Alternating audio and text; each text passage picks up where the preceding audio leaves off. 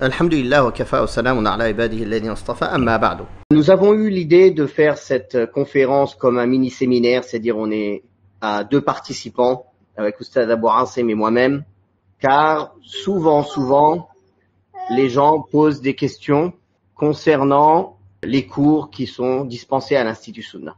Aussi, nous avons voulu rappeler l'importance de l'apprentissage de la langue arabe, qui est la clé pour avoir accès à toutes les autres sciences religieuses, et aussi l'importance de la connaissance des bases de sa religion pour pouvoir les mettre en pratique.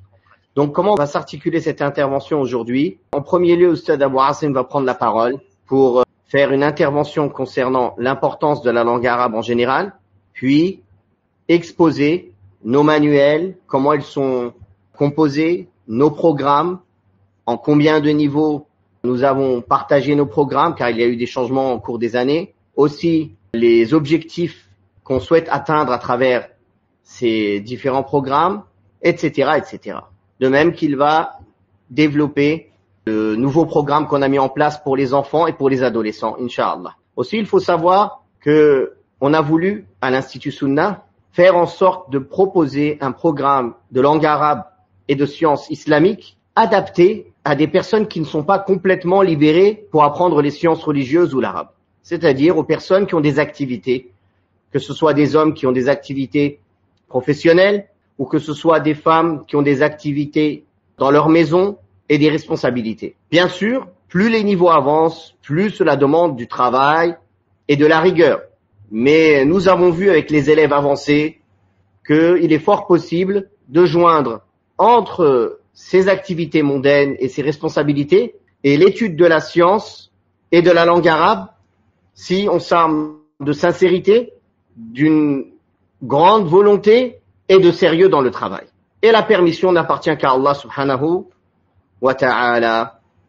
Donc sans plus attendre, je vais laisser la parole à Oustaz Abou Asim pour son intervention et juste après lui, je reprendrai la parole, Inch'Allah. Barakallahu fikum. السلام عليكم ورحمة الله وبركاته إن الحمد لله نحمده ونستعينه ونستغفره ونعوذ بالله من شرور أنفسنا ومن سيئات أعمالنا من يهده الله فلا مضل له ومن يضلل فلا هادي له وأشهد أن لا إله إلا الله وحده لا شريك له وأشهد أن نبينا محمدا عبد الله ورسوله أما بعد فإن أصدق الحديث كتاب الله تبارك وتعالى وخير الهدي هدي محمد صلى الله عليه وسلم وشر الأمور محدثاتها وكل محدثة بدعة وكل بدعة ضلالة وكل ضلالة في النار. En introduction, je voulais vous entretenir sur l'importance de la langue arabe dans notre religion. En effet, la langue arabe bénéficie d'une noble notoriété non discutable, car c'est la langue qu'Allah tabaraka wa ta'ala a choisie pour la dernière des révélations, révélée sur le dernier des messagers, Muhammad sallallahu alayhi wa sallam, le plus éloquent des Arabes. Elle est donc la langue choisie par Allah pour son ultime livre, la langue du messager sallallahu alayhi wa sallam par laquelle il a transmis le message d'Allah, et l'a expliqué, et ce fut aussi la langue des pieux ancêtres de cette communauté. Cet état de fait vient confirmer la prééminence de la langue arabe sur toutes les autres langues.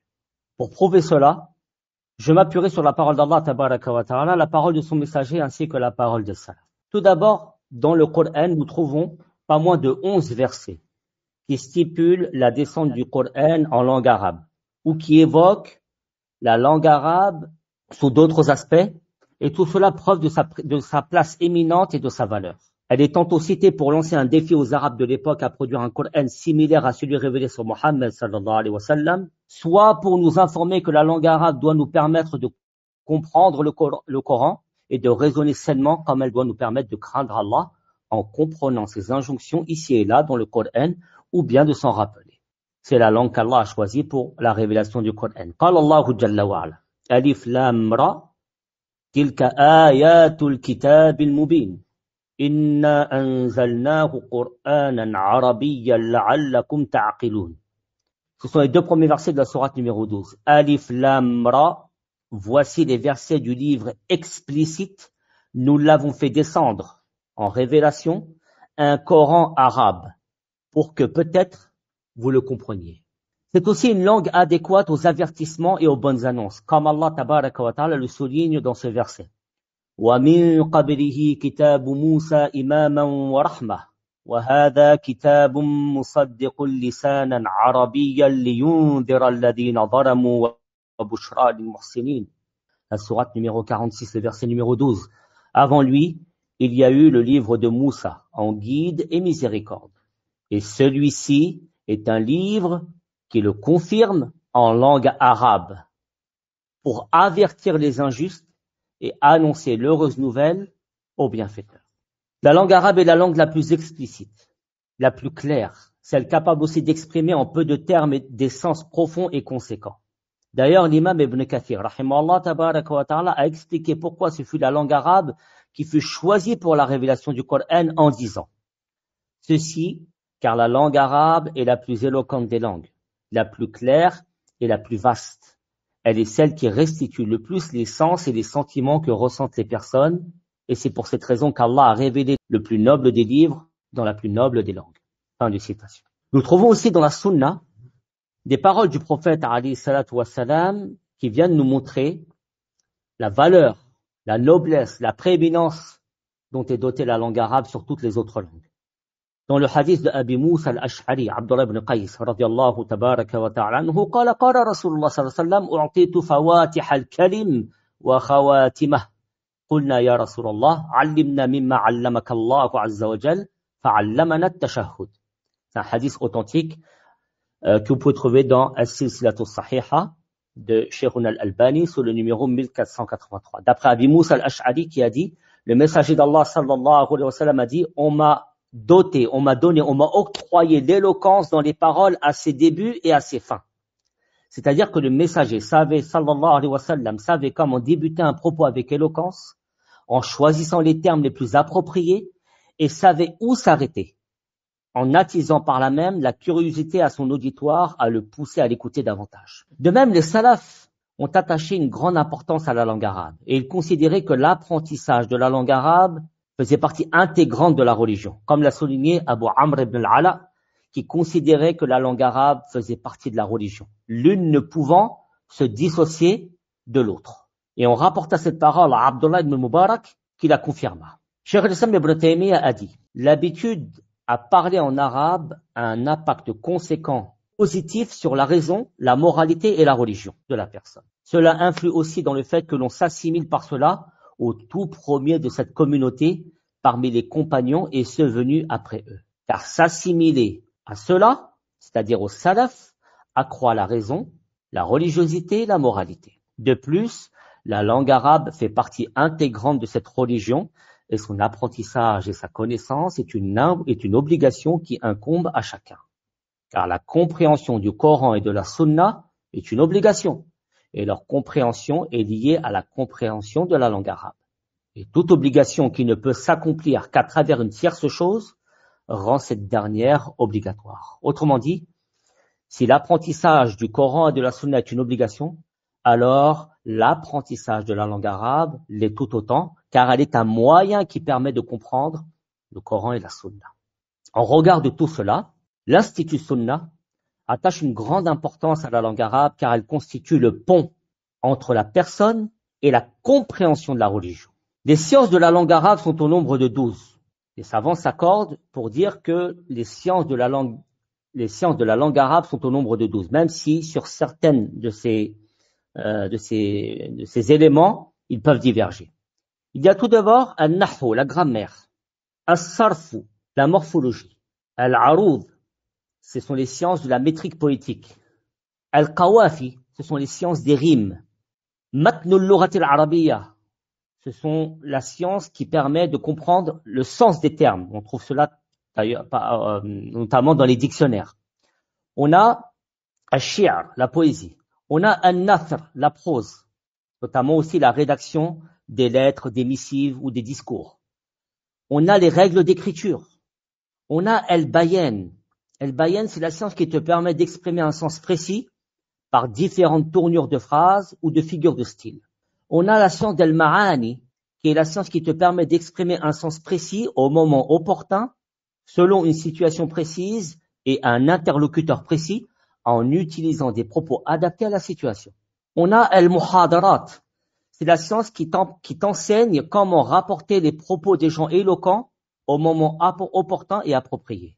Et enfin, on a la science de l'étymologie des mots et ses dérivés. Ilm al-ishtiqaq. Dans chacun des 9 niveaux que constitue notre cursus en langue arabe, nous attachons une grande importance à la grammaire, al-nahu, à la morphologie, au sarf et à la balagha. Car ces 3 sciences, en réalité, sont axées sur les 3 niveaux de la parole ou de l'écriture. Les lettres, les mots et les phrases. En effet, al-sarf, la morphologie, va traiter avant tout des lettres à l'intérieur d'un mot, leur changement, leur substitution, leur disparition, comment la structure d'un mot s'agence au niveau de ces lettres dans des contextes différents. Ça, c'est la science du sarf. Puis il y a la grammaire, al-nahu, qui est une base essentielle dans la langue arabe car elle te permet de connaître la fonction des mots dans une phrase et de comprendre la phrase ou la parole en question. Et enfin, il y a la balagha. Elle est axée sur les phrases et les tournures, soit pour un sens précis par plusieurs figures de style, soit pour adapter les propos à une situation donnée, soit tout simplement pour embellir cette parole. Tout cela, nous l'étudions dans al-balagha. Ceci étant dit, penchons-nous maintenant sur le contenu de nos différents niveaux que nous avons établis dans l'Institut Sunna.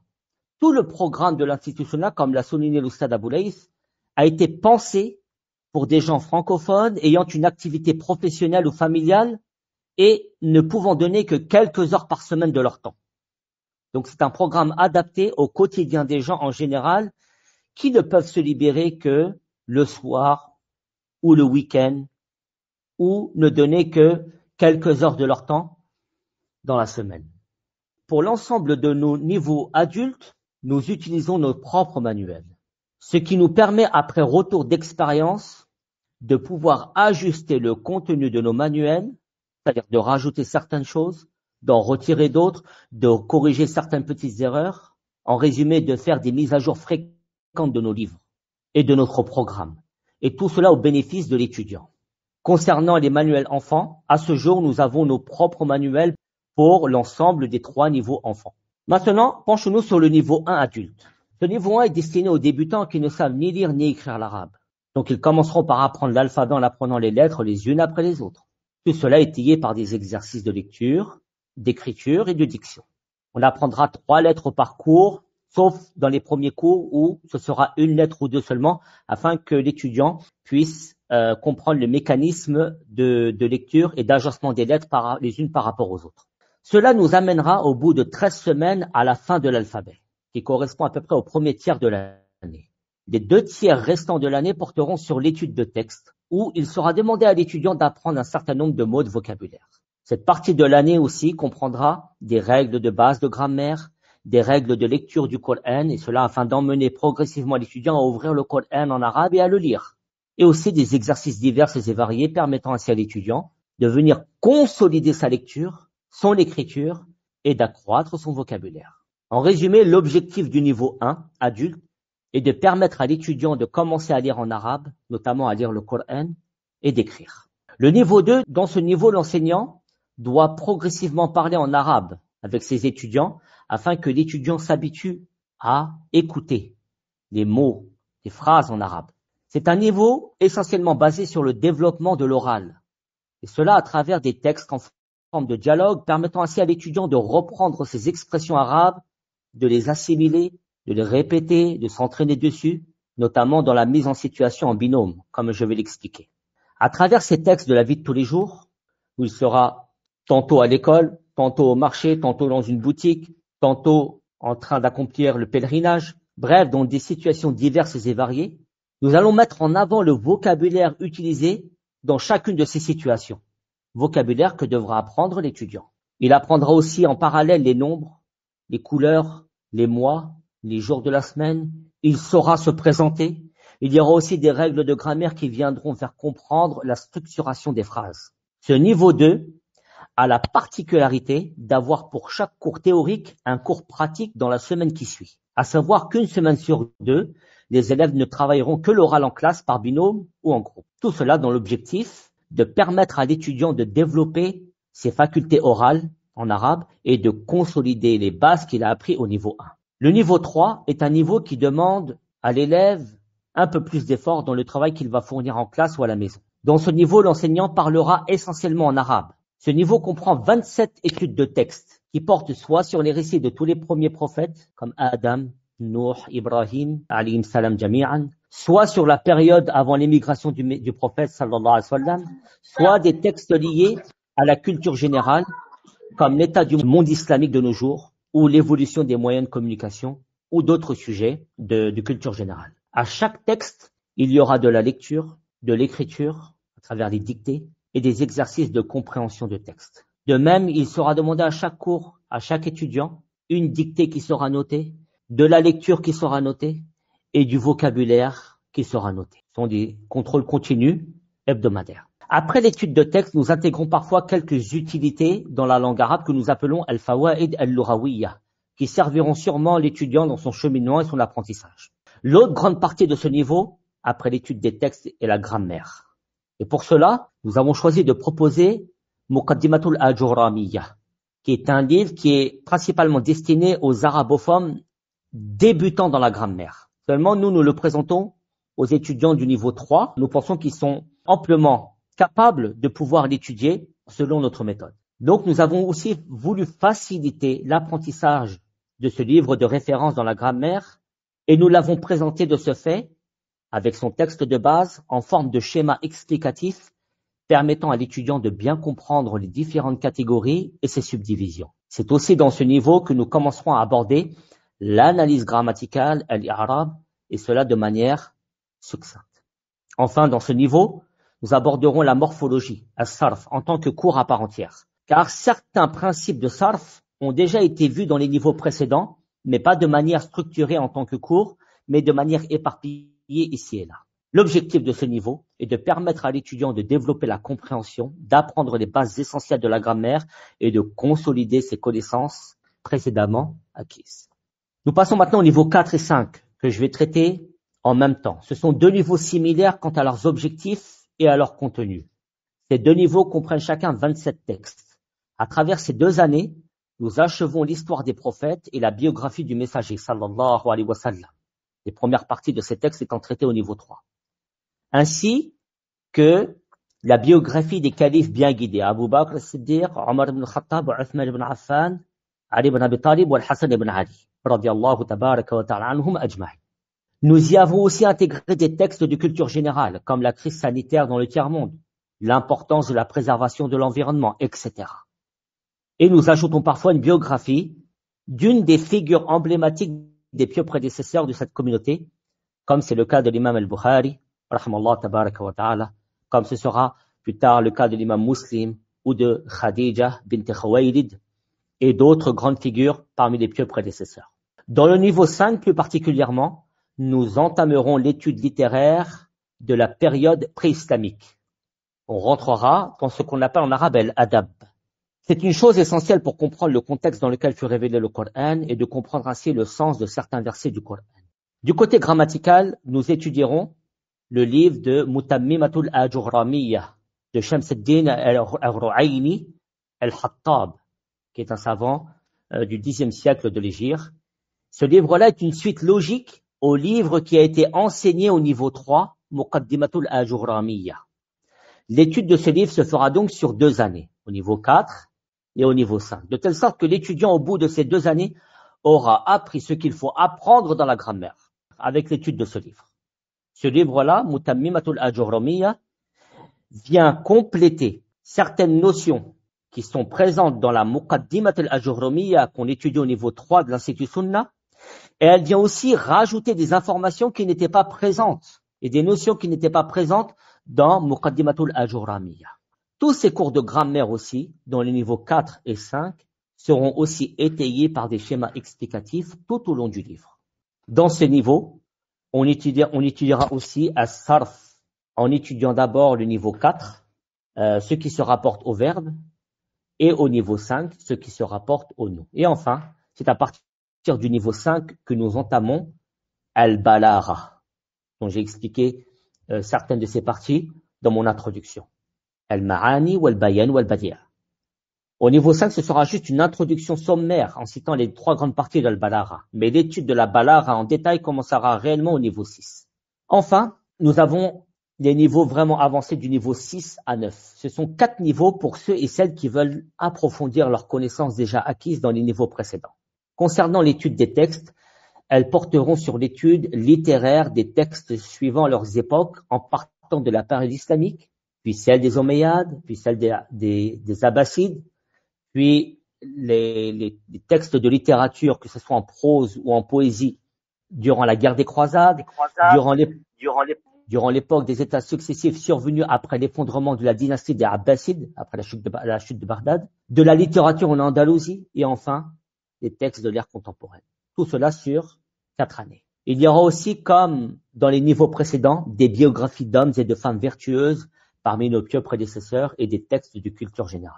Concernant la grammaire et le sarf et la morphologie dans ces 4 niveaux, nous étudierons Alfiyat ibn Malik, qui est un poème de 1000 et quelques vers qui traite de la grammaire et de la morphologie. On partira donc sur une base de 250 vers, de l'étude de 250 vers par année, ce qui nous fera finir au niveau 9 l'étude complète de Alfiyat ibn Malik, livre de référence que vous connaissez tous. Pour la balagha, nous étudierons ces différentes grandes parties comme Al-Ma'ani ou Al-Bayan ou Al-Badi'.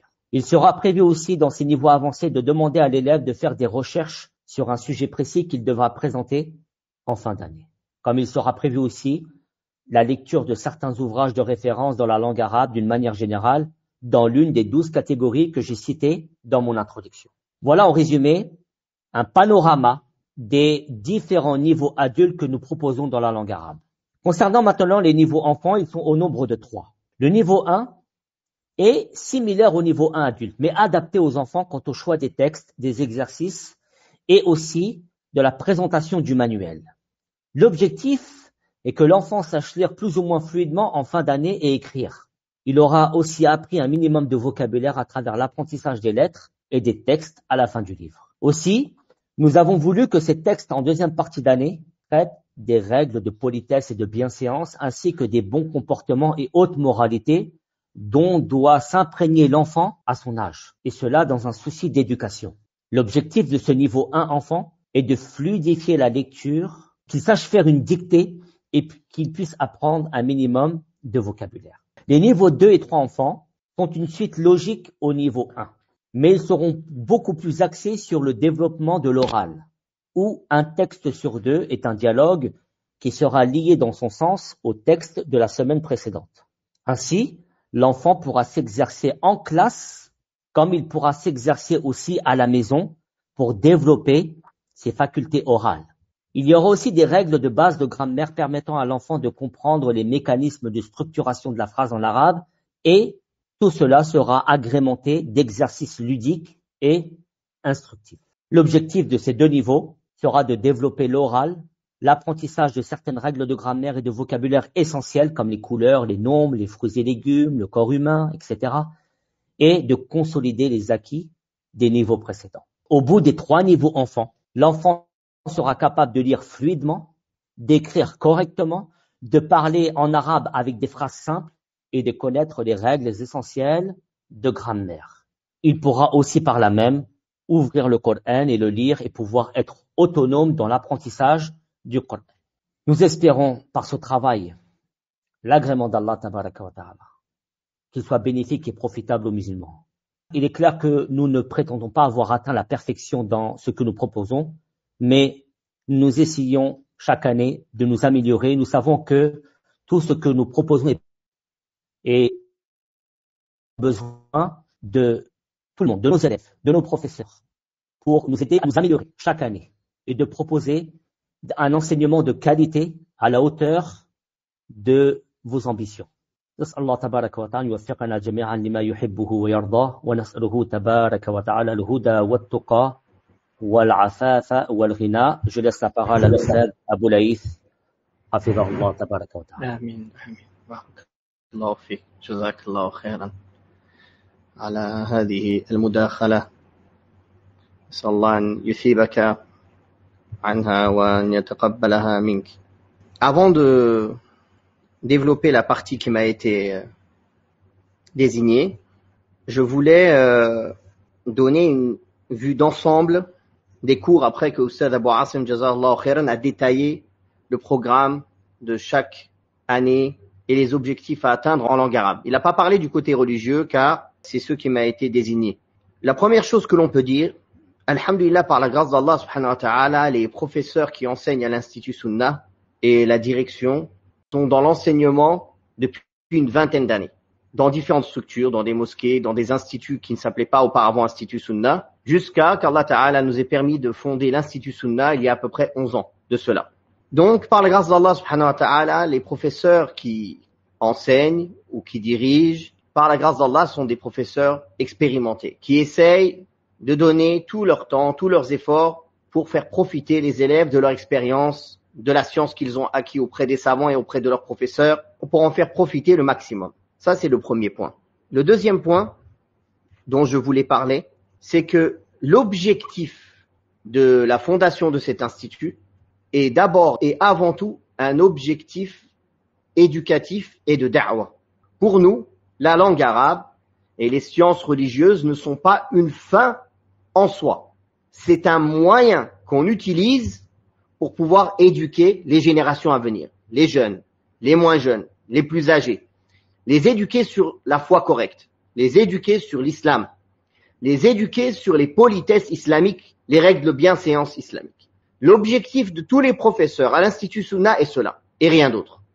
Et on demande à Allah tabaraka wa ta'ala de nous octroyer la sincérité en cela et de nous permettre d'agir au mieux pour l'intérêt de la communauté. C'est pour cela que vous verrez que l'on donne beaucoup d'importance à ce que le programme se complète l'un l'autre. Les sujets qui sont traités en langue arabe, par exemple tout ce qui est biographie, la vie du prophète sallallahu alayhi wa sallam, la vie des prophètes, des grandes personnalités de l'islam, des textes de la vie tous les jours, toujours empreints de politesse et croyances islamiques, bien sûr.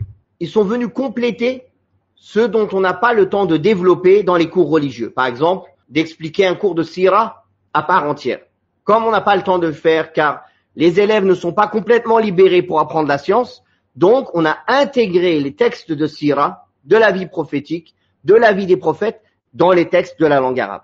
Et non pas faire des textes pour faire des textes, mais profiter des textes pour en tirer en même temps une morale et une éducation, tout en apprenant et en consolidant sa langue arabe. Autre chose dont je voulais parler avant de parler de mon sujet, c'est l'évolution du nombre d'heures de cours tout au long de l'évolution des années. La première année, les élèves n'ont que 3 heures de cours par semaine, à peu près 2h30 de langue arabe ou 2h20 et une quarantaine de minutes de cours religieux. La deuxième année, idem. À partir de la troisième année, puisque les 2 premières années, les cours sont donnés en langue française, que ce soit les cours d'arabe ou les cours religieux. Bien qu'en deuxième année, on commence à intégrer un petit peu plus la langue arabe. À partir de la troisième année, le professeur, que ce soit le professeur de langue arabe ou le professeur de sciences islamiques, commence à expliquer et à parler en langue arabe. Bien sûr, en troisième année, il va répéter, il va parler lentement, avec des mots faciles. Parfois, il va même traduire certains mots, car les élèves sont encore novices dans la compréhension et l'écoute d'un cours en entier en langue arabe. Et c'est à partir de la 4e année où vraiment là, les cours religieux et les cours de langue arabe sont donnés en arabe d'une manière un peu plus rapide et normale. À partir de la 3e année, puisque c'est une année quand même qui est importante, c'est une année où le niveau commence à augmenter, où l'élève doit fournir un peu plus d'investissement et d'effort. Donc il aura 3 heures de cours d'arabe seul et 1h30 de cours religieux seul. Donc il aura 2 jours de cours par semaine au lieu d'un jour qu'il avait dans les 2 niveaux qu'on considère être comme 2 niveaux débutants, premier et deuxième niveau. Puis au 4e niveau, il aura 3h30 de cours d'arabe et 2 heures de cours religieux, ce qui fait 5h30 en tout par semaine. Donc là, on voit que le niveau commence aussi à augmenter dans l'investissement, que ce soit pendant les cours ou même en dehors des cours. Et cela continue au niveau 5, 6, 7, 8, 9, qui sont à peu près sur le même rythme, c'est-à-dire à peu près 3h30 de cours d'arabe et 1h30 à 2 heures de cours religieux.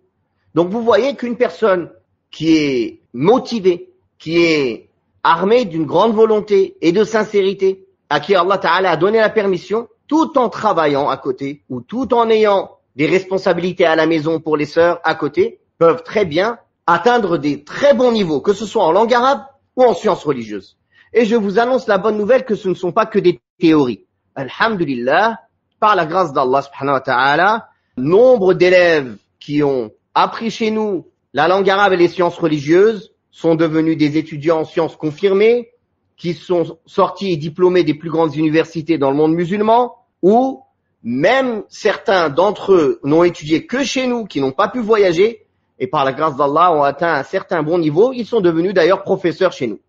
Donc c'est pour montrer que si quelqu'un est motivé, sincère dans son apprentissage, et il met de la volonté et du sérieux, il peut atteindre des niveaux très louables, que ce soit en langue arabe ou en sciences religieuses, pour pouvoir en profiter, faire profiter les gens autour de lui, et même parfois pouvoir être professeur et donner des cours, et être investi même dans la da'wah. Donc, ceci est très important.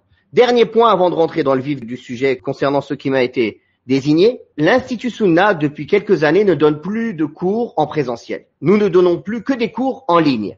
Effectivement, le fait d'être en présentiel, il y a un intérêt éducatif supplémentaire. On peut mieux éduquer les élèves à la modestie, aux politesses de l'islam, aux politesses de la science, reprendre l'interaction entre professeurs et élèves. Mais, qaddarallahu wa ma sha'a fa'al, avec les difficultés que vous connaissez en France, puis alhamdulillah, toute l'équipe de l'Institut Sunna, tout le monde a fait la hijra dans différents pays musulmans. Donc, maintenant, nos efforts se concentrent essentiellement en ligne. Et par la grâce d'Allah subhanahu wa ta'ala, il y a une interaction, car les cours en ligne sont quand même dans des classes, ce ne sont pas des cours préenregistrés. Il y a une interaction entre le professeur et les élèves peuvent poser des questions, bien que ce ne soit pas aussi parfait que si on était en classe. Mais alhamdulillah, par la grâce d'Allah, beaucoup de gens qui avaient des appréhensions quant aux cours en ligne, quand ils ont commencé avec nous le niveau 1, ils en ont été très satisfaits car ils ont vu qu'il y a une interaction, il y a des cours en direct, et c'est pour cela d'ailleurs qu'on évite d'enregistrer même les cours, et de laisser le choix aux élèves d'écouter un cours plus tard. Non, ils participent en direct comme si on était en classe, à une heure précise, justement pour se donner cette rigueur et faire comme si on était dans une vraie classe. Voilà quelques points que je voulais rajouter à ce que Oustad Abou Asim a dit concernant la langue arabe. Maintenant, concernant les sciences religieuses, أقول وبالله التوفيق الحمد لله الذي رفع بالعلم العلماء وجعلهم ورثة للأنبياء فهم شهداء الله في الأرض والأولياء وأحق الناس بعد النبيين بالاقتداء وأصلي وأسلم على خير الورى إمام الأتقياء وأفضل الأنبياء محمد بن عبد الله وعلى آله وصحبه ومن والاه أما بعد. Allah tabarak wa ta'ala a dit dans le Coran, قل هل يستوي الذين يعلمون والذين لا يعلمون إنما يتذكر أولو الألباب. Dit, est-ce que ceux qui savent et ceux qui ne savent pas ont la même valeur? Allah tabarak wa ta'ala a dit, يرفع الله الذين آمنوا منكم والذين أوتوا العلم درجات. Allah subhanahu wa ta'ala élève ceux qui ont eu la foi parmi vous et ceux à qui nous avons donné la science de plusieurs degrés, dans le sens de sa parole. Allah Ta'ala a dit, إِنَّمَا يَخْشَى اللَّهَ مِنْ عِبَادِهِ الْعُلَمَاء. Certes, ne craint réellement Allah parmi ses serviteurs que les savants. Allah Ta'ala a dit, وَقُلْ رَبِّ زِدْنِي عِلْمًا. Il a ordonné au prophète sallallahu alayhi wa sallam de dire, ô Seigneur, rajoute-moi de la science. Il n'y a pas une chose que Allah Ta'ala a ordonné au prophète sallallahu alayhi wa sallam de demander qu'Allah lui en donne en plus et lui en rajouter si ce n'est la science. Cette science énoncé dans ces versets, dans les hadiths du prophète sallallahu alayhi wa sallam, c'est la science religieuse. C'est la science de ce qu'Allah tabaraka wa ta'ala a révélé à son messager Muhammad ibn Abdillah sallallahu alayhi wa sallam comme preuve évidente et guidée. Le messager d'Allah sallallahu alayhi wa sallam a dit, certes, les prophètes n'ont pas laissé en héritage ni dirham. Avant cela, il a dit, les savants sont les héritiers des prophètes. Certes, les prophètes n'ont pas laissé en héritage ni dinar ni dirham, mais ils ont laissé cette science. Alors celui qui l'a prise a pris la plus grande part en islam. Le messager d'Allah sallallahu alayhi wa sallam a dit, celui qui prend un chemin pour apprendre la science, Allah lui facilite un chemin pour l'accès au paradis. Et certes, les anges rabaissent leur aile par modestie pour celui qui sort pour apprendre la science, pour l'étudiant en sciences, car ils sont satisfaits de ce qu'il accomplit. Et sachez que le savant, toute chose dans les cieux et la terre demande le pardon d'Allah pour lui. Même les poissons dans l'eau et même les fourmis dans leur trou. La supériorité du savant par rapport au dévot, c'est-à-dire celui qui adore Allah la nuit, qui prie la nuit et qui jeûne le jour, est comme la différence et la supériorité qu'il y a, que la lune a sur toutes les autres étoiles. La pleine lune, la supériorité de la lumière de la pleine lune par rapport à toutes les autres étoiles. Dans une autre version, le prophète sallallahu alayhi wa sallam a dit, la supériorité du savant par rapport au dévot est comme ma supériorité à moi par rapport à celui qui est le plus bas d'entre vous.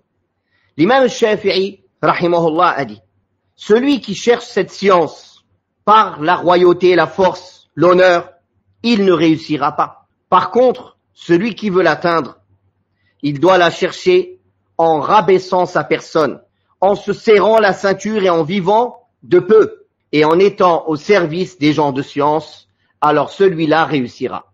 Il a dit dans une autre parole, j'aurais bien aimé que toutes les personnes connaissent cette science sans que rien ne me soit attribué. C'est-à-dire son objectif n'était pas de s'élever lui-même, mais élever la parole d'Allah, que les gens apprennent la vérité. Rahimahullah. Et la science, comme a dit Ibn al-Qayyim, al-ilmu, qala Allahu, qala Rasuluhu, qala as-sahabatu laysa bit-tamwihi, ma al-ilmu nasbuka lil-khilafi safahatan, bayna ar-rasuli wa bayna ra'yi faqih. La science, c'est Allah a dit, son messager a dit, les compagnons ont dit. C'est ça la science. Donc, c'est la connaissance de la révélation et sa compréhension. D'ailleurs, dans le hadith de Muawiyah rapporté par l'imam Muslim, le messager d'Allah sallallahu alayhi wa alihi wa sallam a dit, ma yuridillahu bihi khayra yufaqqihhu fid din. Celui à qui Allah veut du bien, il lui accorde une compréhension saine de la religion. Il le rend versé dans les sciences de la religion.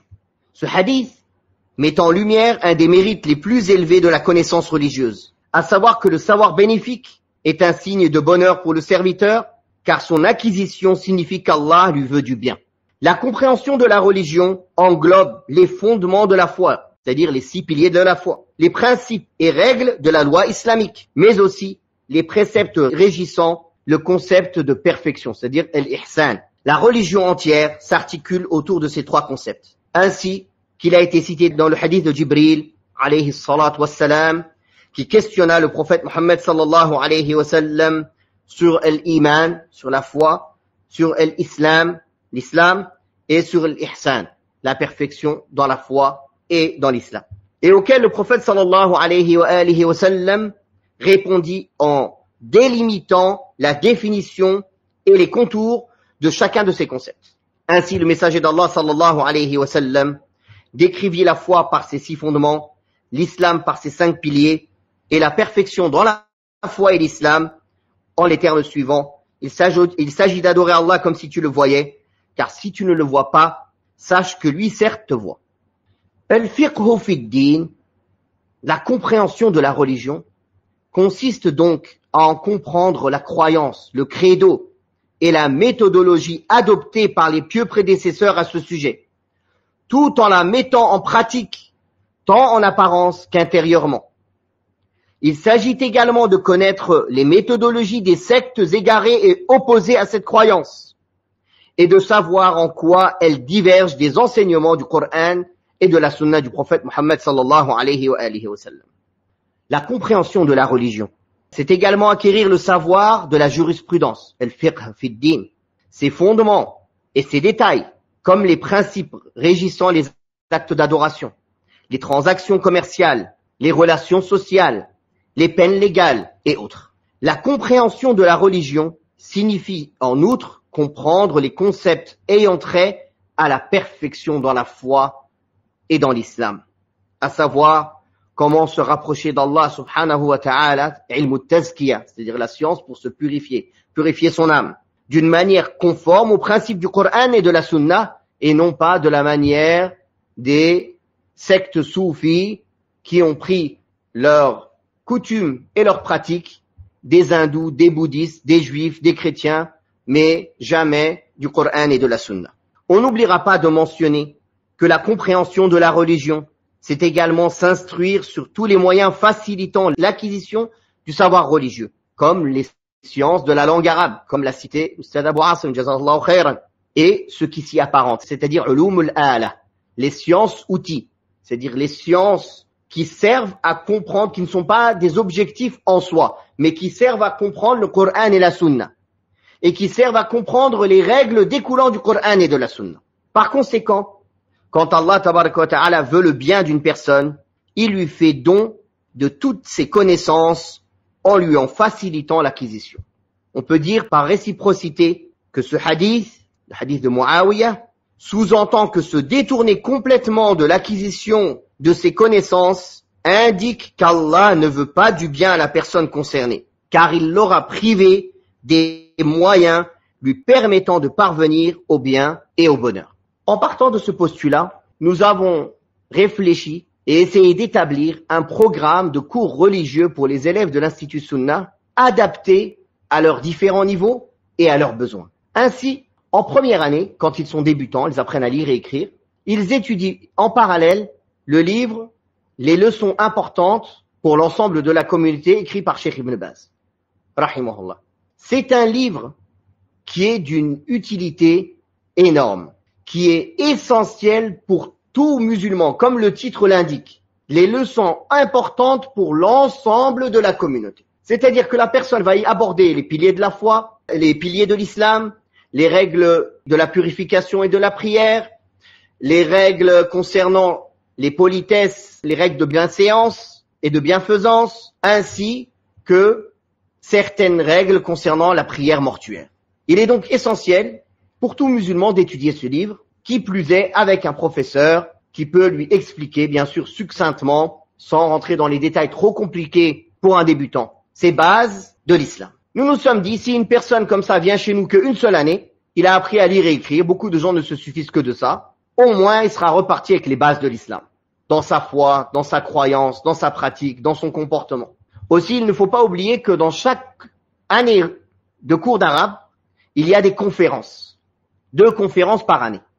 Une conférence en début d'année et une conférence au début du 2e semestre, qui sont des conférences très utiles pour l'étudiant en sciences.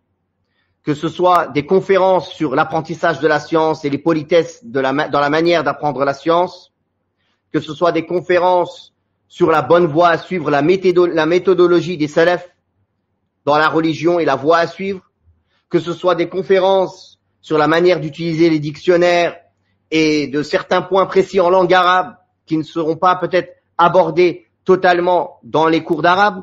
Donc nous avons essayé de cette manière-là de diversifier les conférences pour résumer certains aspects et certains points essentiels, que ce soit dans les sciences religieuses ou dans la langue arabe, qui ne seront pas totalement abordés au long des cours et de l'étude des livres. Donc ça, c'est pour le premier niveau, adulte. Pour les enfants, il y a un livre adapté aux enfants. Concernant le niveau 2, adulte, il y a souvent des élèves qui n'ont pas étudié le niveau 1 avec nous. Ils arrivent directement au niveau 2 car ils avaient déjà appris à écrire et lire dans d'autres structures et quelques bases de grammaire et de tajwid. C'est-à-dire, on considère qu'ils peuvent passer au niveau 2. Ils ont acquis les chapitres demandés au niveau 1. Alors, religieusement parlant, nous allons développer et étudier ensemble 2 épîtres, 2 manuels, 2 livres. Le premier, Aqidatu Ahli Sunnati wal Jama'a, la croyance des gens de la Sunna et du groupe des musulmans, écrit par Cheikh Mohammed ibn Salih al-Uthaymin, rahimahullah, qui aborde les 6 piliers de la foi. Alhamdulillah, ces livres ont été écrits par nos soins, traduits par nos soins. Il y a dedans des tableaux de vocabulaire, des pages de notes pour que l'élève puisse venir avec son livre et suivre et prendre des notes. Maintenant, je connais même des frères qui l'ont récupéré en PDF, qui prennent des notes directement sur le livre, sur leur iPad Pro par exemple ou autre, qui ne veulent pas par exemple avoir le livre en papier. C'est faisable aussi. Les 2 livres qui sont étudiés, il y a un livre dans la croyance seule, qui est Aqidatu Ahli Sunnati wal Jama'a, dans lequel on a pu rajouter aussi des tableaux explicatifs, en plus de l'explication des chapitres du livre, et des questions-réponses. Pareil pour Ad-Durus al-Muhimma. Il y a des tableaux explicatifs et des questions-réponses, des questions aussi pour les élèves. Donc la croyance des gens de la Sunna doit être enseignée à peu près en un tiers de l'année scolaire. Puis les 2 tiers restants, nous commencerons l'étude d'un manuel de fiqh, de jurisprudence islamique, qui est Manhaj al-Salikin wa Tawdih al-Fiqh fi ad-Din du Cheikh l'imam Abdurrahman ibn Nasir al-Sa'di rahimahullah. Pourquoi ce livre? Premièrement, c'est un résumé. Et ce qui est approprié pour un débutant, c'est de commencer par des résumés et non pas par des livres très compliqués et très longs. Mais ce résumé a une particularité que les autres livres de fiqh, la plupart des autres livres de fiqh résumés n'ont pas. C'est que malgré qu'ils soient très résumés, il y a beaucoup de preuves du Coran et de la Sunna qui y sont citées. En général, chez les fuqaha, les livres résumés, il n'y a pas beaucoup de textes cités, pas beaucoup de versets et de hadiths. Ils se contentent de citer les règles religieuses, les piliers de la prière, les obligations, les sunan, les règles concernant la prière, etc., le wudu, voilà, sans citer ni de hadith ni de texte. Mais nous avons vu que ce livre, il a cette particularité, il est pour les débutants, il est court et résumé, et en plus, les textes, ils sont cités, pas mal de textes, ils sont cités, plus de 300, une cinquantaine de versets et 250 hadiths à peu près, plus de 250 hadiths. On parle bien sûr dans tout le livre, dans tous les chapitres du livre. Par contre, en 2e année, il n'y aura que 2 chapitres qui seront étudiés. La purification et la prière. Sauf la prière mortuaire, car on n'a pas le temps de l'aborder. Elle sera laissée pour plus tard. De même, des tableaux explicatifs y sont rajoutés, en plus de l'explication du livre. Des annotations supplémentaires, des choses profitables annexes, pour que ce soit un complément pour l'élève qui en veut plus. Donc, vous voyez que dans ces 2 premières années, qui sont enseignées en langue française, nous nous efforçons à donner les bases de ce que tout musulman a besoin dans sa vie, dans la croyance et dans la pratique. Mais pour pousser dans les sciences religieuses, il est nécessaire d'apprendre la langue arabe. Voilà pourquoi nous ne proposons que rarement ou jamais d'étudier des livres religieux plus poussés en langue française. Car nous considérons que pour les francophones, les livres de base sont suffisants pour une culture générale. S'ils veulent pousser, il faut qu'ils apprennent l'arabe. Car on ne peut pousser dans la science sans la langue arabe. Ce n'est pas possible. Voilà pourquoi dès la 3e année, nous étudions en langue arabe Thalathatul Usul, les 3 principes de base de Cheikh Mohammed bin Abdul Wahhab et son explication. Et nous revoyons les mêmes chapitres de Manhaj al-Salikin que nous avons vus en 2e année, mais cette fois en langue arabe, expliqué en langue arabe. Donc l'élève qui l'a déjà étudié en langue française, il va pouvoir réétudier ces mêmes chapitres-là, mais que en langue arabe. Il a toujours son manuel avec les tableaux de vocabulaire, il se rappelle de ses cours de l'année précédente, ce qui va l'aider à mieux pouvoir comprendre et assimiler toutes les terminologies et les termes spécifiques liés au fiqh, à la jurisprudence dans la langue arabe. Dès qu'on passe en 4e année, on a maintenant 2 heures de cours religieux. On va pouvoir étudier la moitié du livre Kitab al-Tawhid, l'explication de Kitab al-Tawhid de Cheikh Mohammed bin Abdul Wahhab, bien sûr en langue arabe. Maintenant, tous les cours ne se font qu'en langue arabe. Et nous allons pouvoir terminer tous les chapitres liés aux adorations de Manhaj al-Salikin, c'est-à-dire el-Janaiz, les prières mortuaires, la zakat, le jeûne et le hajj. La umrah et le hajj, bien sûr, ça va ensemble. Dès qu'on arrive en 5e année, nous étudions la 2e partie et nous finissons l'explication de Kitab al-Tawhid, puis nous voyons ensemble tous les chapitres concernant les ventes et les transactions financières en islam, du même livre, Manhaj al-Salikin. Puis arrivé en 6e année, nous prenons un nouveau livre dans la croyance, qui va parler plus des noms et des attributs d'Allah subhanahu wa ta'ala, qui va les aborder plus en détail, qui est al-Wasitiyya de Cheikh l'Islam ibn Taymiyyah. Donc l'explication de al-Wasitiyya. Et nous allons prendre dans le fiqh, dans la jurisprudence, à partir du chapitre de l'héritage, jusqu'à la fin du livre de Manhaj Salikin. C'est-à-dire, en 6e année, tout le livre, tous les chapitres de fiqh ont été étudiés. Pour que vous ayez une idée, donc on a dit en 5e année, ils vont voir toutes les ventes, les années précédentes, ils voient les adorations.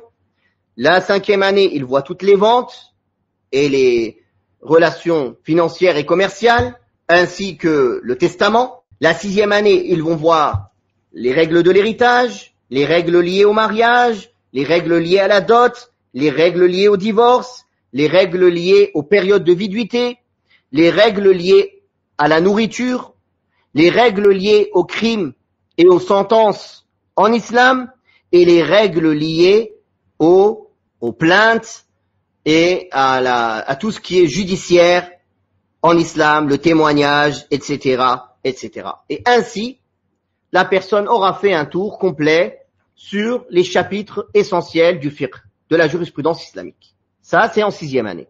Il reste après cela combien de niveaux? 7, 8, 9. 3 niveaux. En 3 niveaux, en 7e année, nous allons nous axer sur des sciences ulum al-ala, des sciences outils qui sont nécessaires à la personne qui veut pousser dans les sciences religieuses. Usul al-fiqh, les fondements de la jurisprudence. Mustalah al-hadith, la science du hadith. Usul al-tafsir, les fondements du tafsir, de l'explication, l'exégèse du Coran. Al-qawa'id al-fiqhiyya, les règles de jurisprudence. Toutes ces matières qui sont nécessaires pour pouvoir bien comprendre les règles religieuses, les règles liées au hadith, les règles de comment pouvoir devancer un avis sur un autre dans des avis religieux. La 8e et la 9e année, l'étude de Umdat al-Ahkam, un livre de hadith comprenant les hadiths essentiels qui sont dans le Bukhari et Muslim sur les règles religieuses, sera étudiée. Par la grâce d'Allah subhanahu wa ta'ala, Allah ta'ala nous a permis de pouvoir étudier tous ces livres avec certains de mes élèves qui étudient avec moi depuis 12 ans maintenant. Et même plus de livres que cela. Nous avons pu faire plusieurs fois Kitab al-Tawhid, al-Wasitiyya, on a fait Sharh al-Tahawiyya, on a pu faire tous les livres que j'ai cités là dans le programme, Umdat al-Ahkam 2 fois, Al-Qawl al-Mufid de Sheikh al-Wassabi, et encore d'autres livres, alhamdulillah. Et par la grâce d'Allah, tous ces élèves continuent encore avec nous à suivre les cours. Et pour la plupart d'entre eux, ils sont nos professeurs à l'Institut Sunnah. Walhamdulillah. Donc, par la grâce d'Allah subhanahu wa ta'ala, quand on a fini tous ces livres-là, l'objectif est de continuer toujours l'étude de livres. On prend un autre livre, on prend un autre livre, on prend un autre livre. C'est ce que je vous dis de ce que l'on fait maintenant avec ces élèves et cette classe qu'on a depuis 12 ans, où à chaque fois, il y a différentes études de livres religieux qui sont proposées une fois qu'on a fini tout le programme. Une fois qu'on a fini tout le programme. Walhamdulillahi Rabbil Alamin. Donc voilà un peu comment sont présentés et quels sont les objectifs et l'évolution scientifique des élèves de l'Institut Sunnah dans les cours religieux. Bien sûr, parfois, il se peut que nous proposions des stages d'enseignement d'un livre religieux en français. Parce que, on va dire, il y a beaucoup de demandes sur cela. Nous l'avons déjà fait au préalable il y a plusieurs années, bien que la règle de base est ce que nous avons dit. Nous considérons qu'en français, il faut se concentrer sur l'essentiel et les bases pour les musulmans, et que c'est une bonne chose pour l'élève de ne pas apprendre le religieux seul, ni l'arabe seul, mais qu'il apprenne et la langue arabe et les sciences religieuses en même temps, pour pouvoir avoir un niveau suffisant pour entrer dans les niveaux arabophones. Et Inch'Allah, un élève sérieux, qui suit les cours correctement, qui fait ses devoirs correctement, à partir de la 3e, voire la 4e année, il sera en capacité d'écouter, de comprendre et de suivre les cours des savants en langue arabe. Et voire même plus que cela. Mais on va dire ça c'est le minimum. Nous demandons donc à Allah subhanahu wa ta'ala de nous permettre de continuer dans ces efforts, d'être sincères et de nous permettre de nous améliorer toujours dans ce que l'on propose à nos frères et sœurs en islam, dans l'enseignement. Et je le répète, notre objectif est d'abord et avant tout l'éducation. L'éducation. Nous donnons une importance particulière à l'éducation. Et d'ailleurs, tous nos élèves le savent très bien, qu'on est souvent amené à les reprendre, à leur apprendre les bonnes politesses, à savoir comment se comporter entre eux, à savoir comment s'exprimer et comment se comporter avec les professeurs et comment l'aborder, ce qui malheureusement est perdu de plus en plus dans notre communauté et surtout dans la communauté francophone. Alhamdulillah, donc en plus de cela, nous proposons des cours de Coran. Les cours de Coran, ce sont des sessions. Donc on va dire, 2 pôles dans l'Institut Sunnah. Un pôle arabe et religieux qu'on lit ensemble, car on considère qu'ils vont ensemble, et un pôle Coran. beaucoup d'élèves s'inscrivent aux deux, c'est-à-dire qu'ils font l'arabe et le religieux, et en plus de ça, ils s'inscrivent à certains cours de Coran. Depuis qu'on est passé en ligne, nous avons changé notre méthode d'enseignement du Coran. Ce ne sont que des cours particuliers. Car auparavant, quand on était sur place, on pouvait se permettre d'avoir plusieurs élèves en même temps, de les écouter l'un après l'autre. Mais en ligne, ce n'est pas possible. Donc, c'est des cours particuliers d'une demi-heure par semaine, minimum. Quelqu'un peut prendre 2 créneaux, 3 créneaux. Par exemple, si quelqu'un veut réciter 3 fois par semaine, il va réserver 3 créneaux. S'il y arrive, bien sûr, car les cours de Coran partent très, très, très vite. On a encore recruté de nouveaux professeurs, il s'est encore parti. On a encore recruté de nouveaux professeurs, tous les créneaux sont partis. Et encore, il y a encore des demandes de créneaux, on n'arrive pas à y répondre. On n'arrive pas à y répondre, alhamdulillah. C'est à croire que, Inch'Allah, ils sont très bénéfiques, car beaucoup de gens veulent s'y inscrire. Donc, l'objectif est que tout au long de l'année, tous nos programmes dans l'année durent 33 semaines.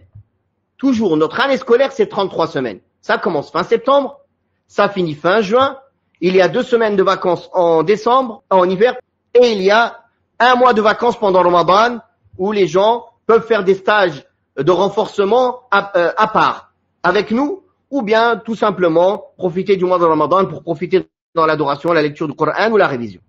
Donc, on va dire, on commence fin septembre jusqu'à fin juin pour 33 semaines de cours avec les examens compris et les remises de bulletins compris. Et pendant ces 33 semaines, il y a 6 semaines de vacances. 1 fois 2 semaines, 1 fois 4 semaines. Donc, le Coran, c'est pareil. Les personnes qui font le Coran à l'année chez nous, il va avoir 33 semaines où il récite à son professeur, femme ou homme. Et nous proposons aussi des cours de tajwid théoriques en groupe, en petit comité, 3 niveaux de cours tajwid théorique. Alhamdulillah, par la grâce d'Allah, nos professeurs, la plupart de nos professeurs hommes sont des gens qui mémorisent le Coran en entier et qui ont des ijazat, plusieurs ijazat dans le Coran. Alhamdulillah.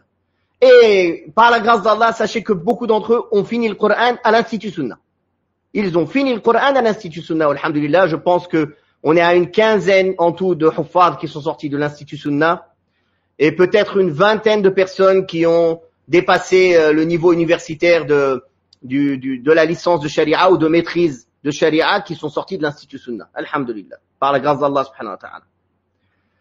Par la grâce d'Allah subhanahu wa ta'ala seul. Donc, on a aussi des cours théoriques, on propose des cours théoriques hommes et femmes, plusieurs niveaux, selon le niveau de l'élève dans sa connaissance de la théorie du tajwid.